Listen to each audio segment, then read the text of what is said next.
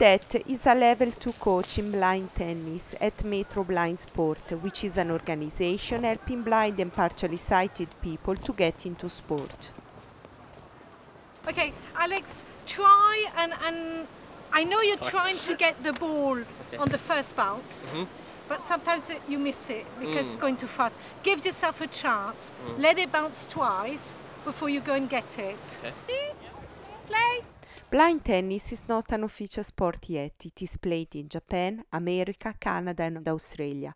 Odette and some other players from Metro went out to Japan a couple of years ago to learn the techniques for teaching people who are blind. Amanda was one of them. You have to be imaginative in how you change your teaching and your coaching techniques with sound, with a lot of audio description, a lot of your demonstrations have to be very verbal.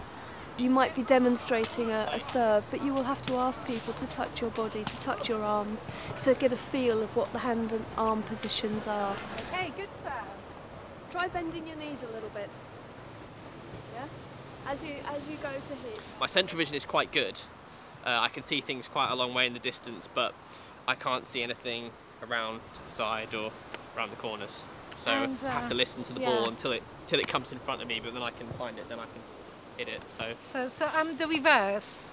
I don't have the central vision, I have good peripheral vision, so I don't see the ball. I have to sort of turn my eyes sideways to try and get it. And the same, I have to listen to the ball bounce.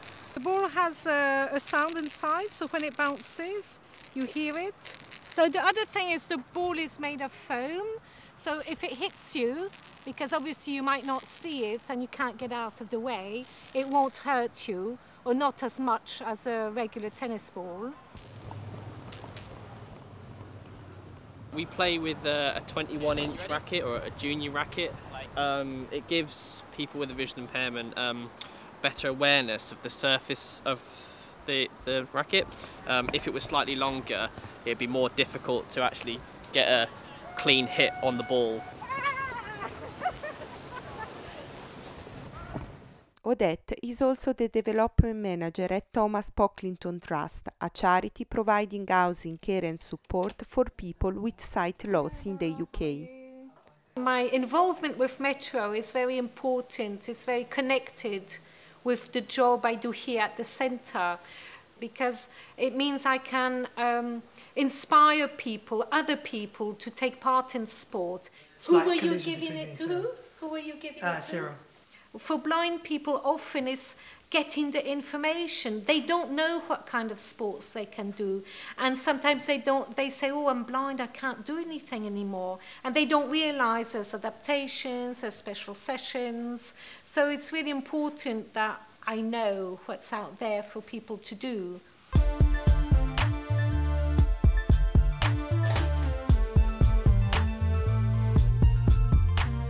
In June 2009, I had a prolapsed and herniated disc which had trapped some nerves in my spine.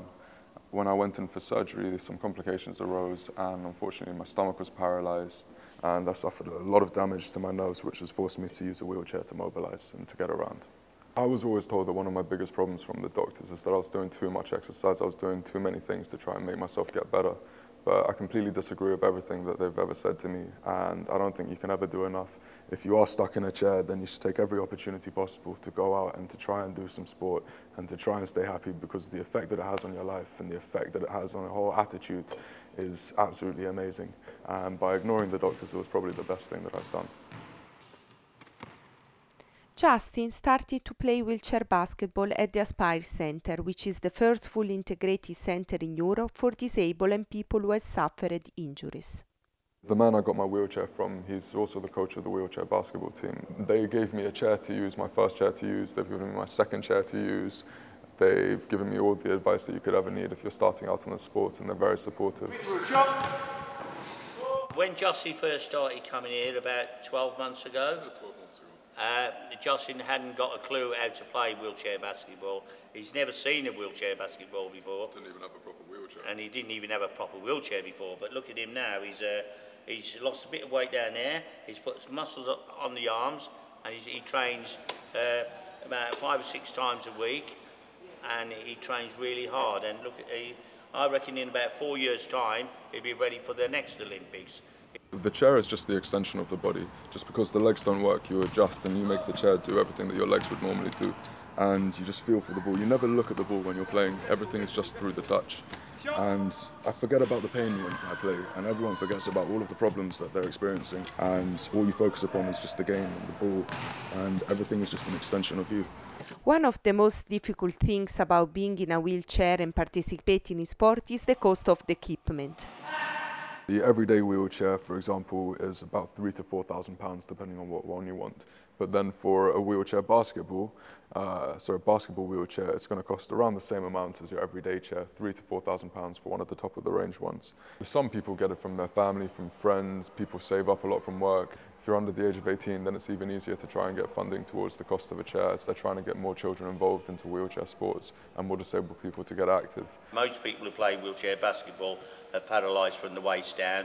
We have one or two who have artificial limbs, and they just get on and do with it. And it's like any sport, disabled or non-disabled. If you want to do it, then you'll train hard enough to do it.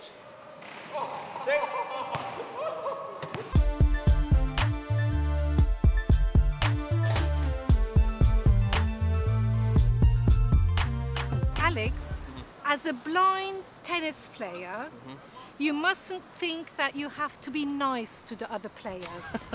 And don't feel that because they're blind you have to be nice. And no, it's a competition. Every summer, Metro organises sporting competition in London.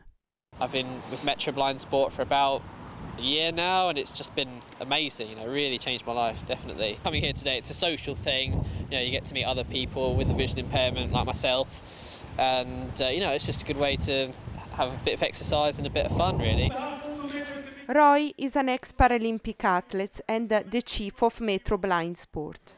We've got 99 entries today. Great things that I really love is when I organise athletics meetings or sport, whether it be tennis or cricket, and you get young children coming along who are blind, very young, and they've not done sport before. And after an hour, they're running around either with a ball or they're jumping and throwing, and they're so excited. And I experienced that a couple of weeks ago at the Metro Games. We had over 200 people there. It was an absolutely fabulous day. One of the big aims of Metro is to get blind tennis into the Paralympics. The Paralympics, it's a long-term goal. It's a big dream for all of us. Wouldn't it just be fantastic if it was 2020? In terms of 2020 vision, even to get the blind tennis as a demonstration sport, it has to be played in 10 or 12 countries. We would beat them all. We would. The Paralympic Games are a major international multi-sport event for athletes with a physical disability. The first Paralympic Games was held in Rome in 1960. Competing for the Paralympics means a lot for people with disabilities. If I was able to get into the 2016 Paralympics for any of the sports that I'm doing, it would be the pinnacle of all of the work that I've been putting into all of the sports. I'm hoping that I can go to the 2016 Paralympics in Rio to play wheelchair basketball, and the thought of being able to represent the country and just being able to take it to an international level for the sport that I love would just be an incredible feeling and an amazing achievement, especially from coming where I've been, from being stuck in hospital or being stuck in bed to competing in massive stadiums in front of lots of people. It's an amazing feeling.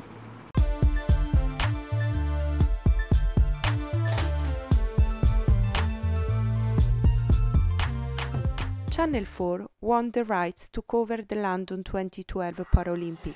Paralympic Games will be the biggest broadcasting event in Channel 4's history. They launched their coverage with a marketing campaign deliberately provocative. The channel hopes to open up Paralympic sport to a new audience. Christina competed in the Sydney Paralympic in 2000. She spoke at a conference organized by two disability art organizations at the South Bank Centre. I think it has changed. I think post-Sydney, I had a lot of people saying to me, well, what is the Paralympics? Because they'd simply never heard of it. Post-Beijing, I met people who were actually surprised that we even trained. as athletes at all. Not even to the same extent as Olympic athletes, but we've maybe just turned up and had a go. So I guess what I can personally offer to move things forward from that point of view is our new intake of disabled reporters and presenters that we're launching at the Paralympics. And I hope those people will inspire more disabled people out there to think they can do that and find a career in the industry. Mani is a blind radio journalist for BBC Sport. I studied English language at university for my degree, and then I did a master's in broadcast journalism because I've wanted to work in broadcasting since I was about 3 years old. I was living in Iran where I was born, and we were in the middle of a war with Iraq, and I was obsessed with the news of the war. Journalists and producers who spend their lives talking to people, you would think that they were quite open-minded and broad-minded, but actually, when it comes to disability, most of them assume you can do the minimum rather than the maximum. So that needs to change in media. This piece of kit is called a braille note, and it's what I use to make all my notes, really. I write all my scripts on here, all my contacts are written on here. It's very valuable to me, very important in my life.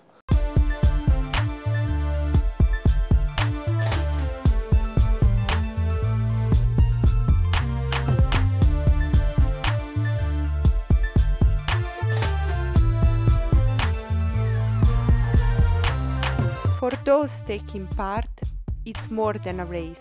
It's a battle to be seen as normal, for a future without prejudice.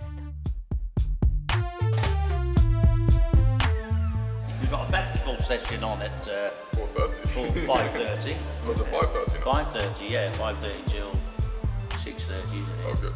Yeah. So we have to go now and get ourselves prepared. Open up the little balls. Right. Okay, thank you.